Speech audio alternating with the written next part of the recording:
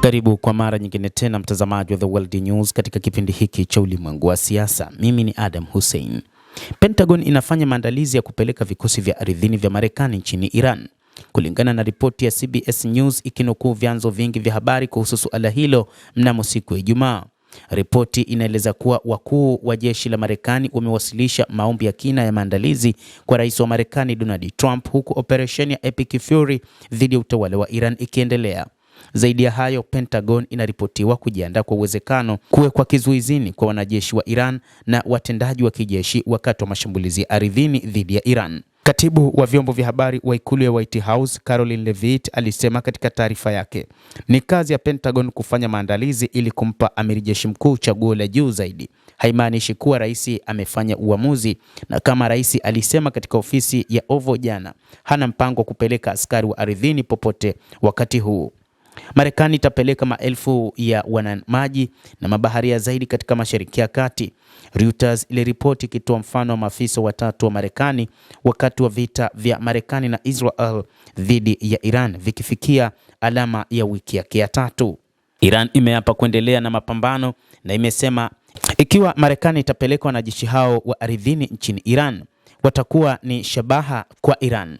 Trump anasema Marekani inapinga kuendelea na operesheni hadi Iran isiweze kujijenga upya.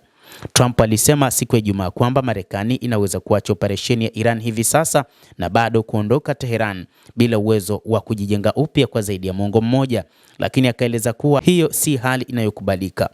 Ikiwa tutaondoka sasa hivi, ingewachukua angalau miaka 10 kujenga upya, lakini watajenga upya, Trump alisema katika simu ya takribani dakika 15 na shirika la habari la CNBC. Ikiwa tutakaa kwa muda mrefu, hawatajenga tena, aliongeza rais huyo wa Marekani. Hata hivyo, kuna ugumu fulani unaotajwa juu ya Marekani kuingizwa wanajeshi wa ardhini nchini humo.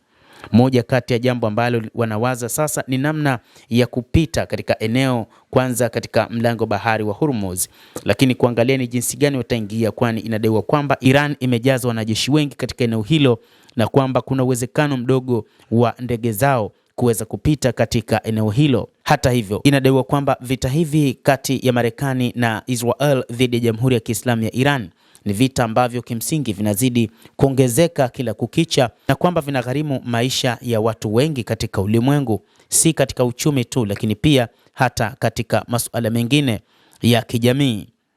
Uchumi wa mataifa mengi ulimwenguni unazidi kudorora kutokana na kukosekana kwa mafuta, lakini pia wengi wakiona kwamba ikiwa rais wa Marekani ataamuru kupelekwa kwa wanajeshi wa ardhini nchini Iran, kutakuwa na kosa kubwa ambalo Marekani imelifanya. Hata hivyo, baadhi ya wachambuzi wanasema kwamba pengine wanataka kufanya kama ilivyokuwa Venezuela, lakini viongozi wa Iran walishamwambia wazi rais wa Marekani Bwana Donald Trump kwamba Iran si Venezuela wala Iran si Iraq, akidhani kwamba angeweza kuitoa nchi hiyo kama alivyofanya katika mataifa mengine katika ulimwengu. Mtazamaji, endelea kutufuatilia, lakini ni kusihi usisahau kulike, usisahau kucomment, kadhalika kusubscribe channel yetu hii. Utakuwa ukipata habari hizi kwa mapana kupitia The World News. Mimi ni Adam Hussein, endelea kuwa nasi wakati wote, endelea kutufuatilia uyafahamu mengi yanayojiri katika ulimwengu, na sisi tutakuwa tukikujuza kila wakati kupitia hapa The World News. Endelea kutufuatilia wakati wote.